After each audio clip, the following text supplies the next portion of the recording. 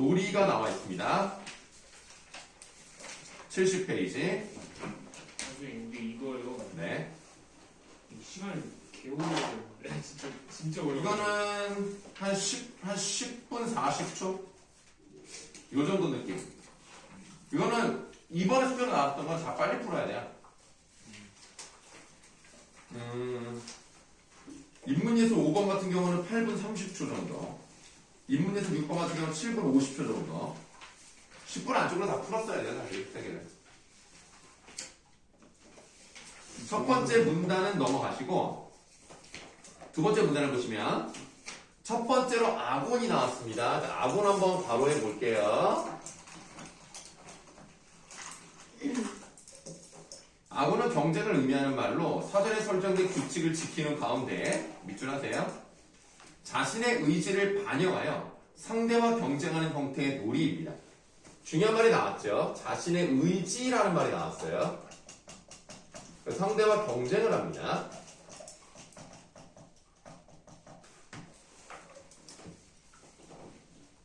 카유아는 악원이 승리에 명확한 가치를 두고 이상적인 조건 하에서 경쟁자들이 서로 싸우도록 기회의 평등이 인위적으로 설정된 투쟁이라고 말했는데, 여기서 밑줄, 기회의 평등은 절대적인 평등을 의미하는 것이 아닙니다.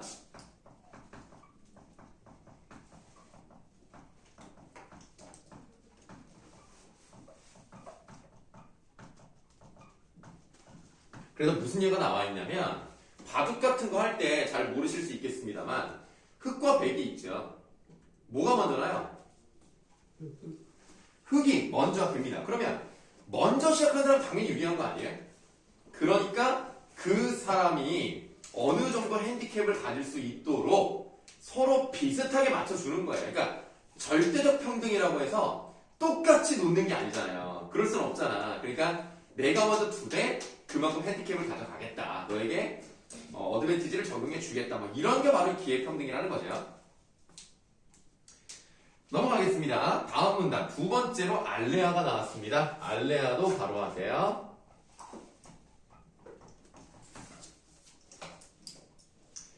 알레아는 우연을 의미하는 말로 규칙이 있으나 놀이 참가자의 의지와 상관없어요. 위에 나와 있는 애는 의지와 상관이 있는데 여기는 의지와 상관이 없고요. 밑줄, 운수나 요행, 운명에 결과를 맡기는 모든 놀이를 지칭합니다. 지금 밑줄 친 부분에서 제일 중요한 단어는 뭐예요? 결과라는 단어에 동그라미 해놓으시면 돼요. 그러니까 뽑기 같은 거 있잖아요. 그냥 뭐가 있는지 몰랐는데 그 중에 하나를 뽑았는데 거기서 당첨이 되면 난 좋은 건데 안 될 가능성도 많잖아요. 이게 그냥 운입니다. 알레아에서는 상대방의 능력이나 노력보다는 운명이나 운 같은 것이 문제이며, 밑줄, 놀이 참가자의 승리에 대한 의지나 그에 따른 능력 발휘는 놀이의 결과에 거의 영향을 미치지 않습니다. 자, 그러니까 이 사람의 의지라던가 능력은 결과에 영향을 미치지 않습니다. 내가 꼭 이걸 뽑아야지. 능력이 좋다고 해도 뽑기를 했는데 그게 안 나오면 안 되는 거야. 자, 다음으로 한번 가볼까요? 세 번째, 미미크리 나왔습니다. 자, 미미크리도 바로 하실게요. 미미크리는 흉내, 가장, 모방 표현의 뜻으로 밑줄, 가상의 공간에서 일시적으로 가상인물이 되어 자신의 의지에 따라 역할을 해내는 놀이입니다. 여기도 의지라는 말이 나와 있고요. 역할이라는 말이 중요하게 나타나는 거죠.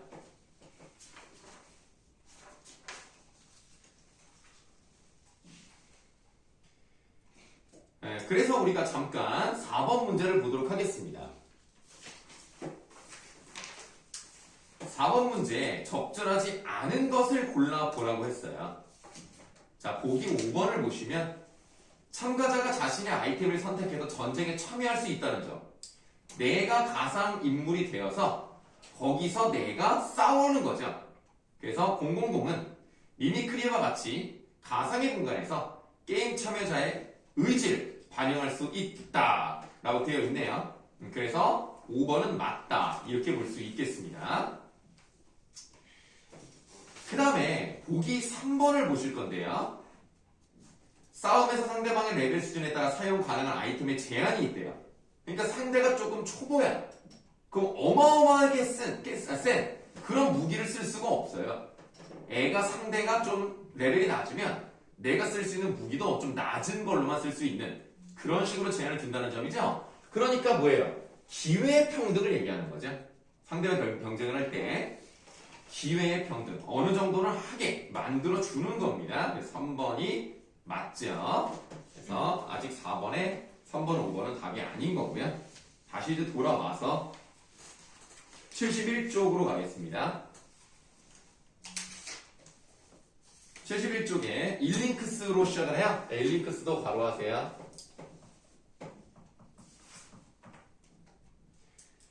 일링크스는 일정한 규칙을 상정하지 않으며 놀이 참가자의 의지가 개입되지 않은 놀이입니다. 이것도 의지가 개입되지 않네요. 그래서 뭐 이미 표 같은 게 나와 있었습니다만 얘는 의지인데 얘는 의지와 관계가 없는 것들을 두 개를 볼 수가 있겠죠. 자, 의지 개입의 측면에서 알레아에서는 놀이의 결과에 놀이 참가자의 의지가 개입될 수 없는 것과 달리 일링크스는 놀이의 진행 과정에 놀이 참가자의 의지가 개입될 수 없습니다. 자, 진행에다가 동그라미 하시면 돼요. 여기서 차이점이 나타난 거죠. 둘 다 의지와 관련이 없는 건 맞는데 알레아는 결과에 개입할 수 없고요. 얘는 진행 과정에 개입할 수가 없는 거예요. 그래서 대표적인 예로 뭐 나왔어요? 번지 점프가 나온 거죠. 번지 점프가 진행되는 과정을 내가 어떻게 할 수 있는 게 아니잖아. 떨어지는 대로 그대로 가야 된단 말이야. 그러니까 내가 의지를 가지고 그 진행 과정을 바꿀 수가 없는 거예요.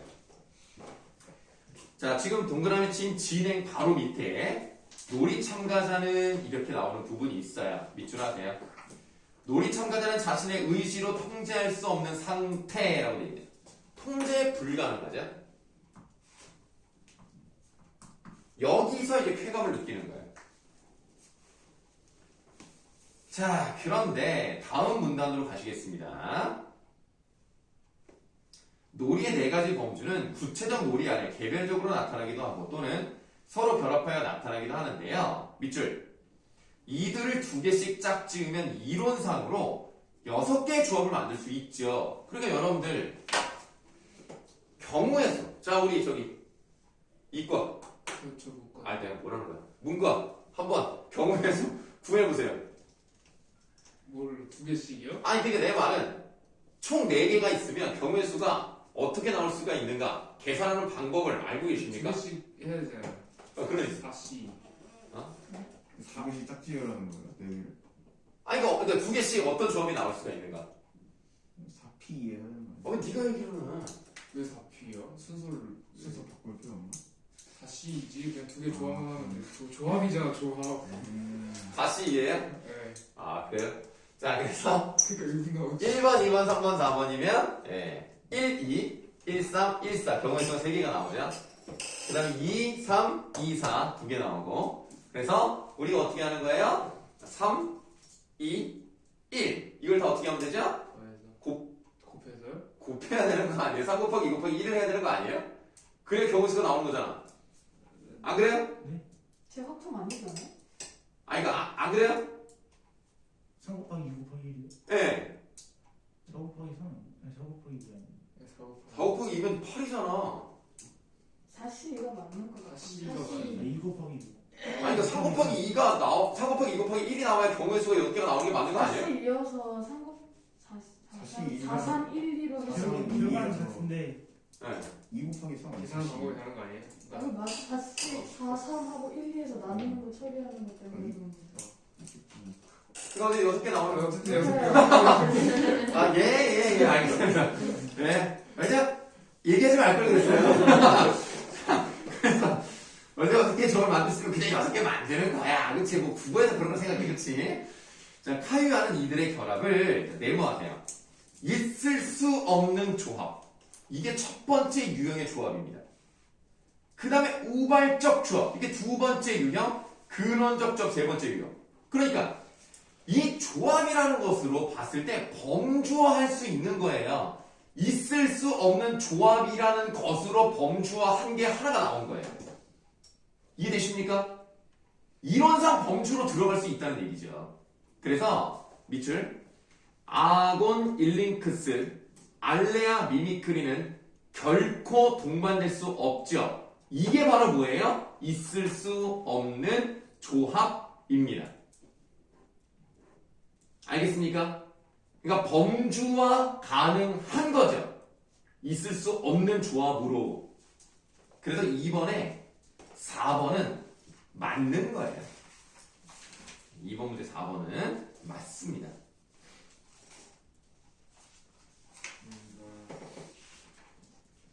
자, 그 다음에 우리가 지금 밑줄 친 부분에서 하나, 둘, 셋, 넷, 다섯, 여섯, 일곱 줄 내려가시면 아곤 플러스 알레아 이렇게 시작을 해요. 아곤 플러스 알레아 그러니까 A, B죠? 미미크리 플러스 일링크스 C, D입니다. 얘네들은 각각 규칙의 유문화나 속성을 가지고 있어요. 또한 각각의 조합에서 의지와는 상관없는 것들이 의지가 내포된 행동에 영향을 주기 때문에 각 조합에 포함된 범주끼리는 밑줄 상호 보완적인 관계를 가지게 되는데요. 이것을 근원적인 조합으로 보았습니다. 그래서 A, B, C, D 둘 다 상호 보완적인 거죠. 그래서 2번의 답은 3번이 되는 겁니다. 보기 3번에 뭐라고 돼 있죠? A와 B의 결합은 C와 D의 결합과 달리라고 돼 있으니까 그래서 틀린 거예요. 둘 다 같습니다. 둘 다 상호 보완이라는 거예요. 네, 둘 다 상호 보완 관계입니다.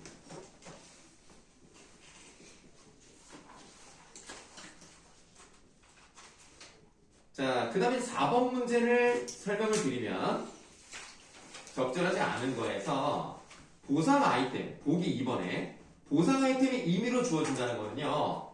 결과가 나왔을 때 내가 그것에 개입할 수 없다는 거죠.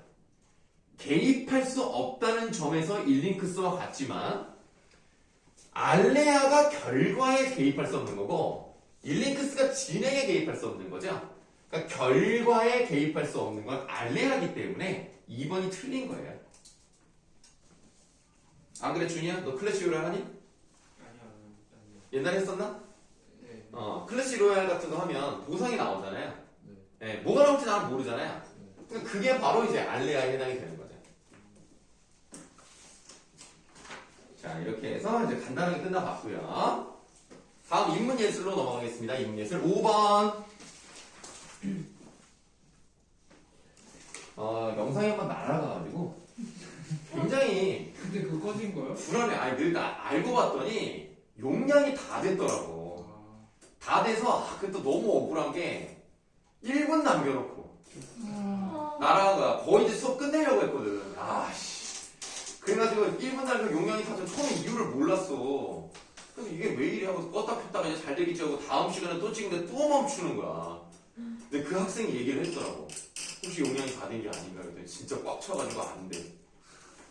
야, 내가 그거 재생시키려고 막 별 코덱을 다 갖다가 막 컴퓨터에 옮겨가지고 막 괜히 시간만 낭비했네. 그래서 그냥 다시 찍었어. 그냥 집에서 찍었어. 그냥 집에서 그 칠판에다 안 하고 그냥 책상에다 이렇게 책 놓고 이렇게 샤프로 설명하면서. 아유. 왜냐면 이제 그걸 방에서 찍었거든요. 원래 우리 애 방에서 찍는데 우리 애가 잘 때 내가 찍어가지고 그냥 책상에서 찍었어요. 자, 그럼 인문예술 5번. 이것도 첫 번째 문단을 볼 필요 없습니다. 두 번째 문단을 보실 건데요. 두 번째 문단의 그림을 보시면 격자 구도가 있습니다. 이 격자 구도에 따라서 비례를 잘 맞췄어요. 그러면 이제 우리가 그런 거죠. 격자가 커지거나 작아질 수는 있습니다. 그렇죠? 근데 문제는 뭐예요? 크든 작든 비례하는 비율은 항상 일정한 거죠. 그냥 그것만 아시면 되는데 이 당시에 이제 어떤 식으로 조각을 했는가?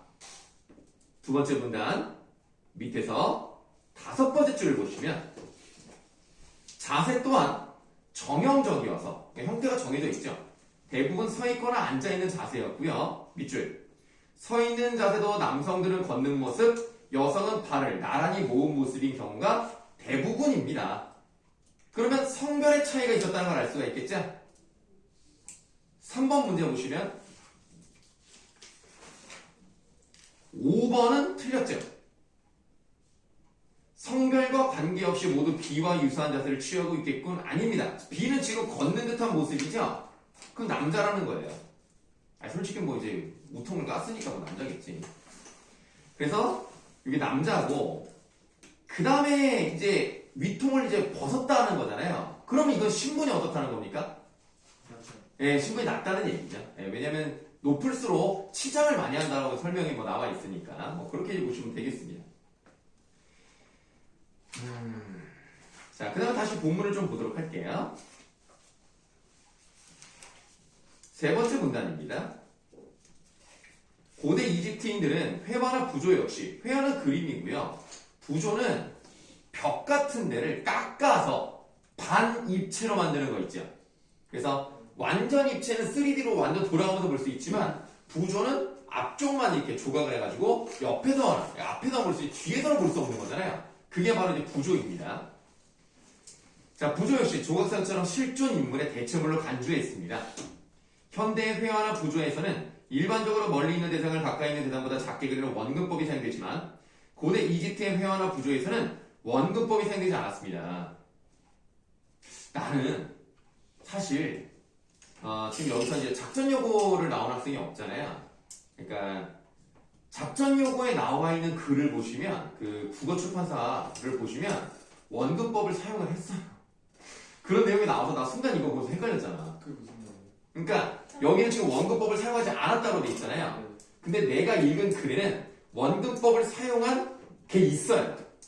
그래서 나는 처음에 이거 뭐 쉬운 거잖아 하고 이제 보기를 봤는데 보기를 먼저 골랐단 말이야. 그 다시 읽어보니까 내 생각이랑 다르더라고. 그래서 항상 배경 지식을 사용하더라도 조심하셔야 된다는 거. 그러니까 작전 요구에 있는 지구에서는 고대 이집트에서 원근법 사용한 게 나왔다는 거예요. 그렇죠. 그러니까 거기서는 뭐라고 돼 있냐면 높은 신분은 원근법을 사용하지 않아요. 왜냐면 원근법을 사용하면 이렇게 서 있을 때 이쪽 팔이 조그맣게 보일 거 아니야. 이렇게 서 있으면. 그럼 나중에 죽어서 팔이 짧거나 작은 사람이 된다고 생각했단 말이야. 그만. 겨울이 그만. 자, 그래서 높은 신분일수록 그대로 그리고요. 낮은 신분일수록 원근법을 적용했다. 이런 걸 내가 읽었거든요. 그럼 교과서가 잘못됐다는 건가? 그래서 나는 조금 둘 중에 하나가 틀렸다. 그럼 이게 틀린 것 같아요. 왜 나는 봤거든 그 그림을. 네, 그러니까 수루트가 조심하세요. 네, EBS 신고할 거야. 자, 그 다음에 이제 밑줄 하세요. 그들은 대상을 사실적이고 아름답게 표현하기보다 대상의 본질적인 부분을 분명하고 완전하게 드러내기를 원했습니다. 또 밑줄. 대상의 본질적인 모습을 잘 담은 미술품이 실제 인물을 완전히 대체할 수 있다고 보았기 때문입니다. 이걸 아까 설명드렸죠? 네, 그래서 아까는 뭐 높은 신분일수록 정확하게 그리는데 그래서 눈에 보이는 대로 그리지 않았어요. 있는 그대로. 그러니까 우리가 볼 때는 약간 좀 이상한 것도 있어. 왜냐면 이집트인들은 어떻게 서 있냐? 항상 약간 이렇게 서 있지 않아요? 이상하잖아 이렇게 서 있는 게. 그러나 이렇게 그려야 완전하게 나오기 때문입니다. 그걸 뭐라고 불러요? 정면법이라고 불러요. 정면법 동그라미 하세요. 그러면 이제 우리 3번 문제로 가시면 되겠습니다. 3번의 답은 3번이죠. A에서 인물의 어깨는 정면으로 발은 측면으로 나타낸 것은 미술품이 실제 대상을 대체한다는 생각과 관련이 있겠습니다. 만약에 발이 앞에서 보는 걸로 그린다면 발이 작아 보이잖아요. 이렇게 생겼으니까. 옆으로 그려야 커 보이니까 발이 정확히 있는 것처럼 보이죠. 그래서 이렇게 그리는 게 정면법이다. 지금 몸통은 앞으로 그린 거예요?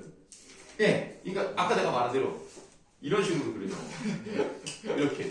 왜냐면 이렇게 그리면 몸이 조그맣게 보이잖아. 다리도 이렇게 있어야 되겠고 팔도 있어야 되니까 팔이 항상 이렇게 있거나 이렇게 항상 이렇게 돼 있어요. 얼굴도 이렇게 되는 것보다 코가 정확히 보여야 되면 이렇게 그려야지. 이게 정면법이에요. 좀 이상하지. 자, 그럼 이거 끝났습니다. 더 이상 설명드릴 게 없고요. 인문예술 6번은 야 이거 뭐 풀린 사람이 없네? 그냥 넘어갈게요 그럼. 자, 저기 숙제는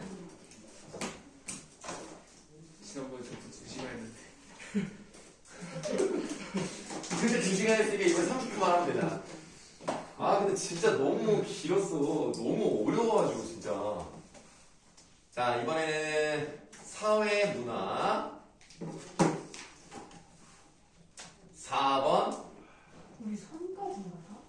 그 다음에 과학기술 4번, 주제통합 4번 이렇게 3개. 목요일 밤 9시까지 보내주세요. 또 있지 않을까? 수업제? 그거 있나요? 또 있겠지. 문법도 있고. 문법 내줘야 된다. 맞아. 저번 시간에 아니야. 문법은 이따 시간 봐서 조금 풀 수도 있으니까 일단 이따 내줄게. 네. 오늘 문학을 이제 계획한 대로 하고 뒤에 시간 남으면 우리 문법 숙제를 저번 주에 냈어야 되는데 내가 바빠가지고 그냥 정신이 없어가지고. 저희 학교에서 풀었어요. 다 풀었어요? 그냥 뭐? 문법. 나는 잘안 들었는데. 그렇군요. 어쨌든 자 문학을 한번 들어가 보도록 합시다. 우리 그때 기본 개념을 하고 있었죠. 기본 개념을 오늘 다 끝내겠습니다. 근데 궁금한 게 네. 그 시험에 사실명 나오면 막 시를 주고 이 막 단어가 함유하고 있는 것을 이런 거 물어봐요? 그런 거를 안 물어보지 않을까요? 그러면 사실명 뭐 물어봐요? 얘네 문학이면 예를 들어 시가 2개가 있잖아요. 시 2개에서 둘의 공통점 있잖아요. 뭐 아니면 이것이 의미하는 것과 이것이 의미하는 것 어떤 의미를 가지고 있는지를 뭐 비교한다든가 그 다음에 뭐 주제를 형성하는데 뭐가 사용됐다든가 뭐 객관적 상관물 같은 것들 있잖아요. 그런 것들이 주로 나오죠. 외워놔야 되나? 좀 그렇게 필요하죠. 그리고 뭐 예를 들어 뭐 객관적 상관물, 뭐 감정이입이라든가 그 다음에 예를 들어서 고전시가라면 고전시가의 특징이 있잖아요. 형식. 막 향가에 뭐 19취향 가면은 뭐 이제 뭐 낙부가 나온다든가 아니 고려가에 오면은 뭐 이제 분연체, 뭐 삼음복 이런 것들을 물어볼 수 있죠. 기본 개념 같은 걸 좀 가지고 있으면 될 것 같아요. 자, 우리 19조 박시전부터 하면 되겠습니다.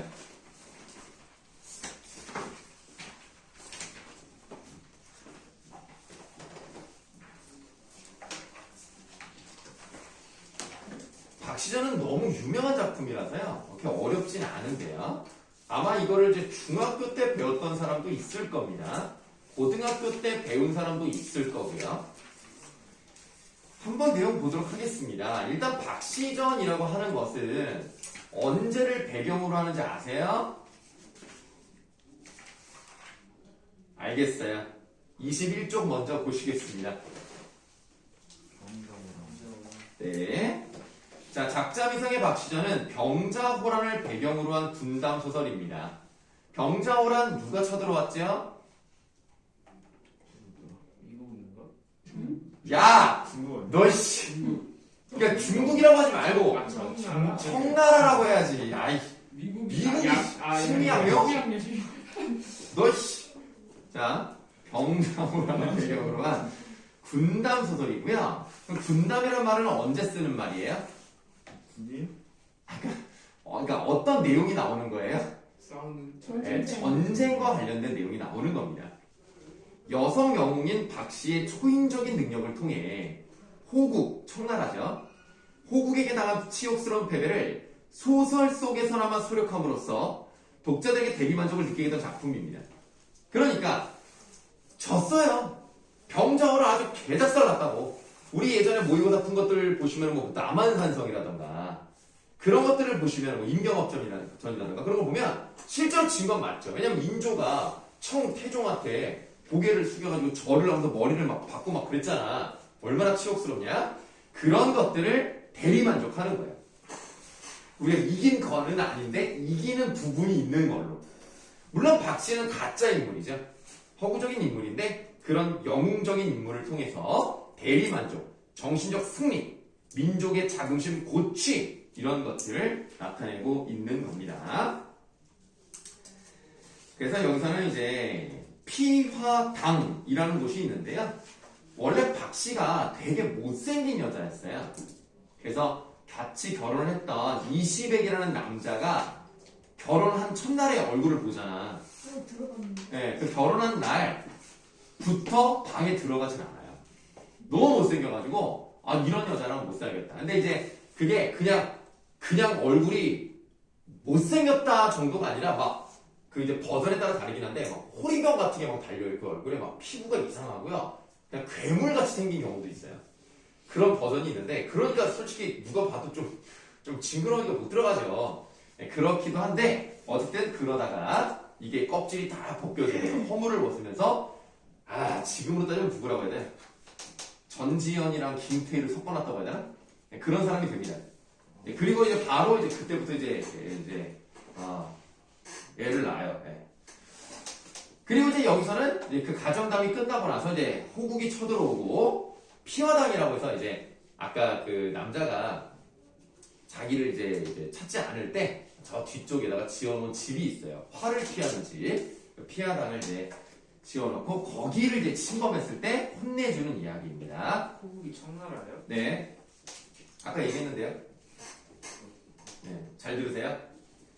자, 그럼 19쪽 내용 들어가도록 하겠습니다. 호장이 군사들에게 호령의 일시에 불을 지르니 호장이라는 것은 청나라 장수를 말합니다. 화약 터지는 소리가 천지를 진동하고 산천이 무너지는 듯하면 좀 과장적인 비유가 사용됐죠. 사방에 불이 일어나 화광이 충천했다. 이때 여기가 중요한 거예요. 이때에서 대가로 여시고요. 이때 박씨 동그라미 하시고요. 이 박씨가 아까 말씀드렸던 영웅적인 인물입니다.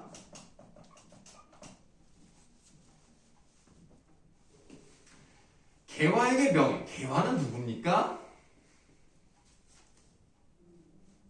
승은아, 개화가 누구니? 승은아, 이거 배운 거 아니야 학교에서? 근데 동그라미는 해주고 뭔지 못 들었어요. 알겠습니다. 개화는 여러분들 시비라고 알아요? 12? 12. 시기요? 시비. 시중드는 맞아요. 자기 옆에서 그러니까 좀 몸종이라고 해서 이제 수발되는 여자애가 있어요. 이 박씨가 개화한테 시켜요. 옥병수를 던지게 하고요. 그냥 뭐 이제 무기 아이템으로 생각하시면 돼요. 옥병수를 던지게 하고요. 왼손에 옥화선 부채입니다. 오른손에 백화선 그냥 부채예요.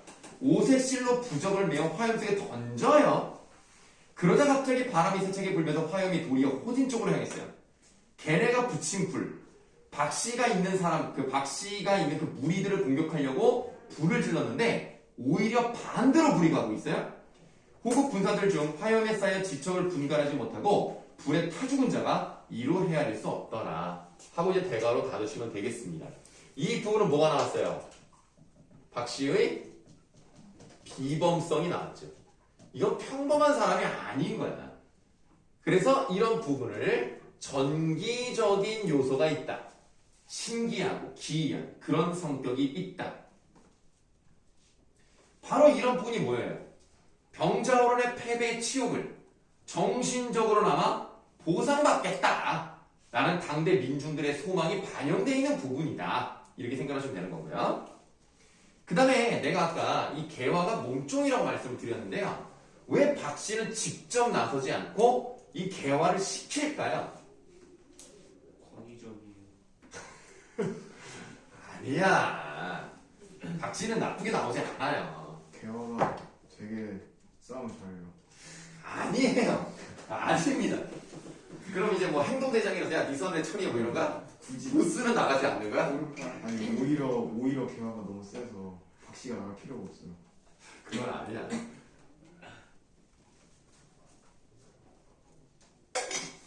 이 당시는 조선 시대잖아요. 그래서 양반가의 여자가 이렇게 나대는 거를 사회적으로 좋아하지 않아요. 그래서 양반가의 여자는 좀 정숙하고 좀 조심하며 방에서 가만히 이제 말만 그런 방식으로 나오는 거예요. 개화가 대단한 능력이 있는 게 아닙니다. 개화는 여자인 거예요? 당연히 여자죠. 여자 시중은 여자가 들죠. 근데 박씨는 양반이어서 가만히 있고 개화는 신부에 나와서 네, 얘는 그러니까 하인이니까 얘는 천민이고. 이거 막 청나라이 와서 불지르고 있는데 그때도 시키는 거예요. 조선 여자를 그걸 지키기 위해서. 뭐 좀 그렇긴 하지. 대단하네요. 아니 그러니까 개화가 뒤에서 그러니까 아니, 한마디로 이제 아바타지 아바타. 아바타니까 자, 야 이렇게 해. 그럼 알겠습니다 하면은 이 개화가 능력이 있는 것처럼 보이는 거예요. 박씨가 뒤에 다 조종하는 거야. 나쁜 사람 아니에요, 박씨. 네. 자, 용골대 생각하세요. 용골대가 청나라 장수이고요. 그리고 실존 인물이에요. 우리도 한 것 같은데. 그래, 이거 언제 했다니까. 그러면 이렇게 실존 인물이 나오면 어떤 효과가 있어요? 사실성을 부여하는 효과가 있죠.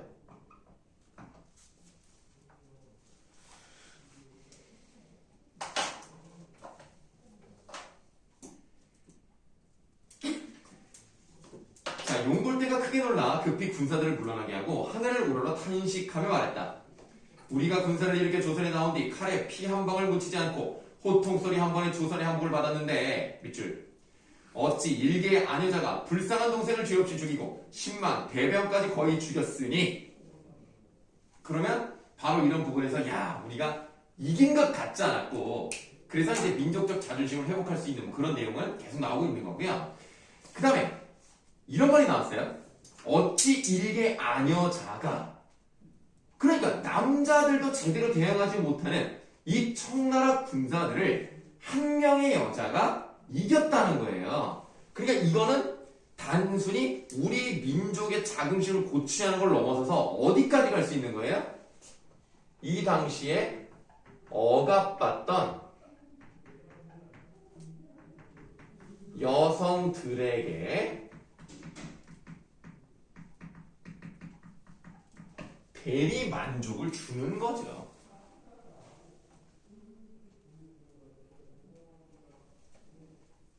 그 다음에 불쌍한 동생이란 말이 나왔어요.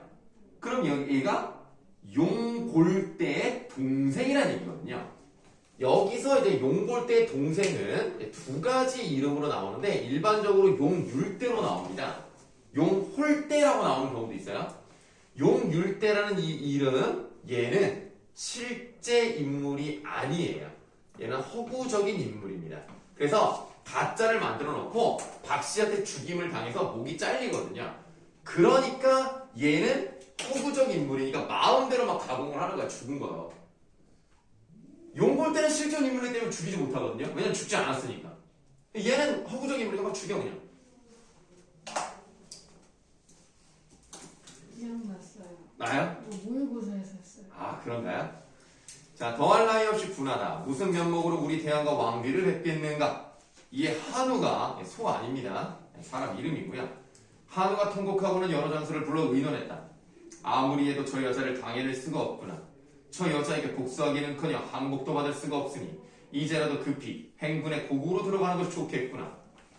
호국들이 장하는 이색들과 왕비와 세자 삼형제를 강제로 이끌고 호국으로 떠나려 하니 온 백성의 통곡소리가 장안에 진동했다. 이때 밑줄 박씨가 개화에게 명령해. 똑같죠? 자기가 직접 안 해요. 명령을 합니다. 왜요? 여성은 바깥 활동을 하기가 좀 그렇거든. 그렇게 반영되어 있다는 것만 알고 가시면 돼요.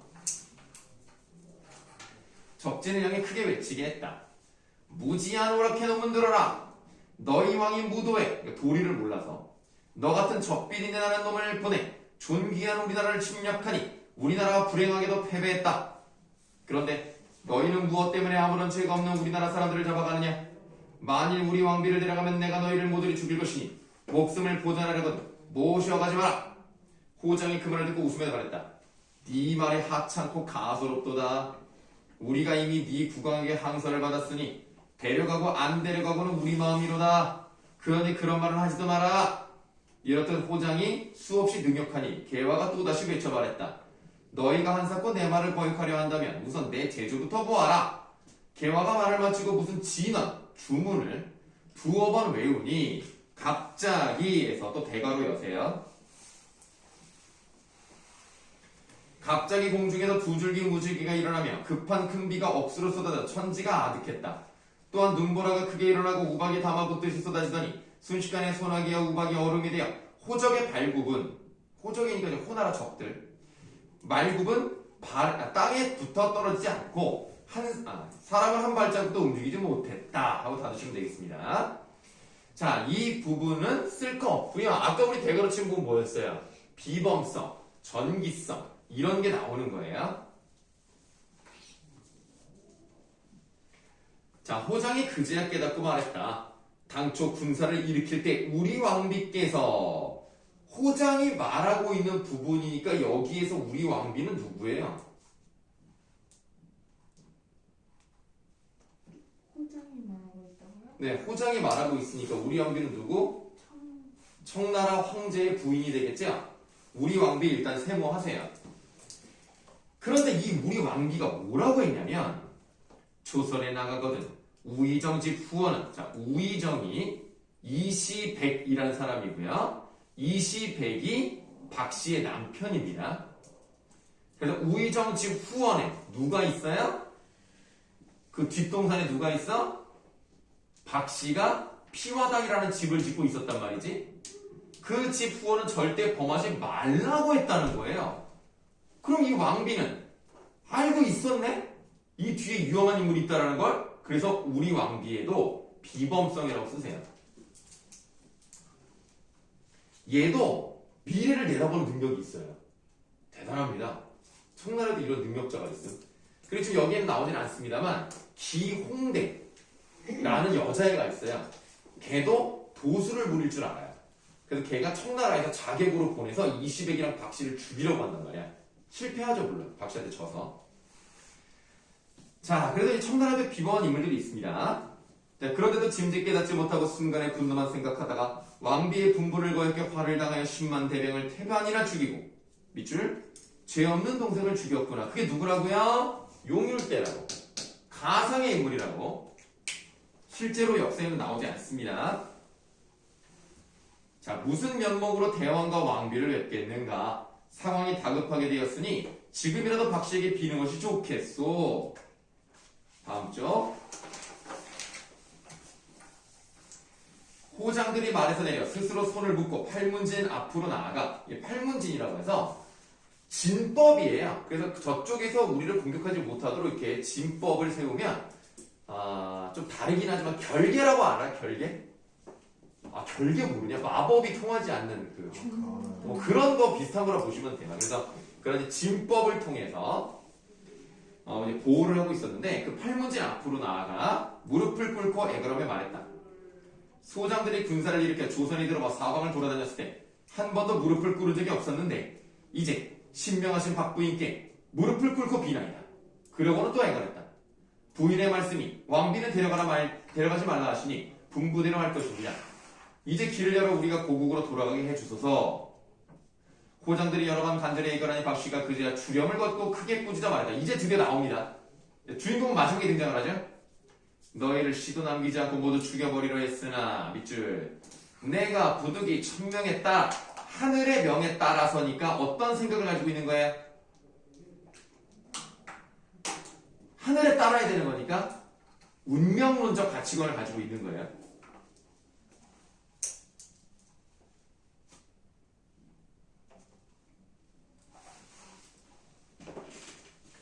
내가 부득이 천명에 따라 너희를 용서하노라. 우리나라가 불쌍히 너희에게 강화를 당했으나 강제 확친. 무엇 때문에 우리 왕비를 모셔가지 하느냐? 너희 말대로 왕비는 모셔가지 말라. 그래서 실제 역사에서 왕비는 데려가지 않거든요. 그거를 반영한 거예요.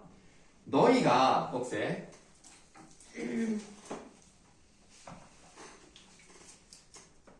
너희가 부득이 세자를 모셔간다고 하니 이 또한 하늘의 뜻을 거역하지 못하거니와 부디 조심해서 모시고 가라. 받아보시면 실제로 소현세자랑 복림대군을 데려갔거든요. 그러니까 이런 것들은 역사적인 사실을 반영하고 있는 것이라 볼 수가 있겠어요.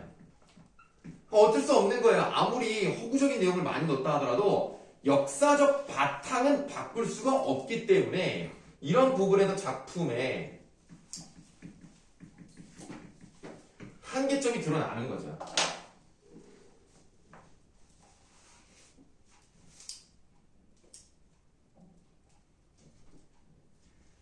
나는 여기 앉아서도 말리 밖을 내다보는 능력이 있으니 너희가 만약 불편하게 모시면 내가 신장을 보내. 설마 콩팥을 보내는 건 아니지 않잖아. 그러니까 신장은 신적인 능력 있는 장수, 하늘의 장수가 와서 너희 왕과 죄 없는 백성을 모두 함몰하겠노라. 부디 내 말을 헛되이 여기지 말고 명심하기 바라노라. 중략 부분 줄거리.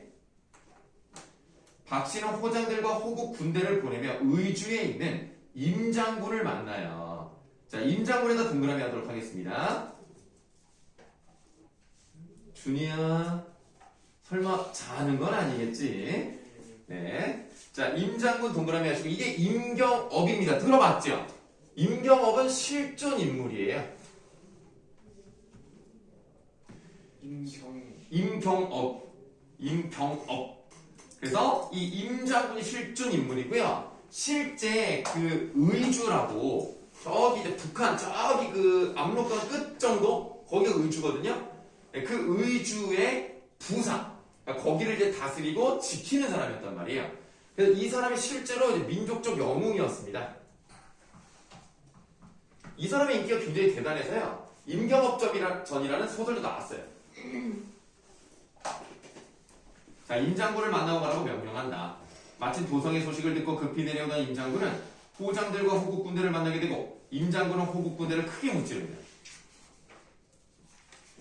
이때 임장군은 호국 장졸들을 단칼에 무찌르고 국권을 회복하고자 했는데 사자가 와서 임금의 전교를 드렸다. 장군이 북향사배하고 받들어보니 이러했다. 오호라, 국군이 불행해 모월 모일에 호병이 달려들어 도성을 습격함에 짐은 이제 임금을 말하죠. 남한산성으로 피난했으나 호국의 10만 대병이 들어와 호장의 호통 한마디 어쩔 수 없이 강호를 했으니 어찌 슬프지 않겠는가. 아무래도 하늘이 정한 운명인 듯하도다. 매우 분하고 한심하나 이미 끝난 일이다. 경의 충성, 여기서 경은 임금이 신하를 부를 때 사용하는 대명사입니다. 경의 충성이 모두 허사가 되고 말았구나. 이제는 어쩔 수 없으니 경은 길을 열어 호장을 돌려보내라. 그래서 임경업이 능력은 좋은데 임금의 명령이기 때문에 어쩔 수 없이 호나라 애들을 보내줍니다. 임장군이 다 읽고 나서 칼을 던지고 대성통컴에 말했다. 아, 슬프다. 그 다음 세모. 조선 만고의 소인. 이게 누구를 지칭하는 거냐면 김자점을 말해요.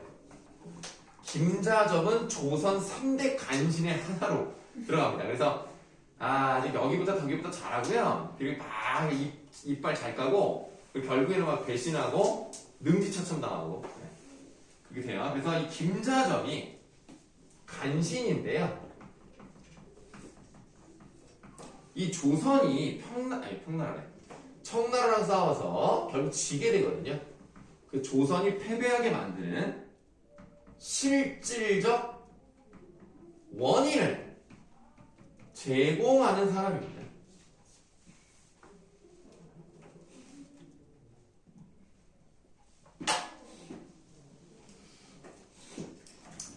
조선 만고의 소인이 국권을 농락돼 이처럼 나라를 망하게 했는데 명천, 맑은 하늘은 어찌 이토록 무심하시오. 통곡을 그친 장군이 분한 마음을 이기지 못해 다시 칼을 들고 나가 호장을 사로잡아 땅에 엎어뜨리며 꾸짖어 말했다. 너의 나라가 지금까지 지탱하게 된데 우리 조선의 도움을 받은 줄도 모르고. 이게 무슨 말이냐면 원래 청나라가 세력이 커지기 전에 명나라가 더 컸죠. 그래서 청나라가 좀 작았을 때 가달이라고 하는 나라에서 쳐들어가요. 그래서 청나라가 좀 위태위태했단 말이에요. 그래서 명나라하고 조선에 도움을 요청합니다. 그래서 우리나라에서는 임경업이랑 이시백이 가서 그 가달국의 침략을 막아줘요. 그럼 우리한테 은혜를 입은 거잖아. 근데 지네가 나라가 커졌다고 해서 결국 우리를 공격했기 때문에 이 조선의 도움을 받은 줄도 모르고 은혜를 저버린 나라가 된 거예요. 그래서 박시전은 요 정도 보시면 되겠습니다. 자, 그러면 여러분들 피곤하신 것 같으니까 쉬는 시간 좀 갖도록 하겠습니다.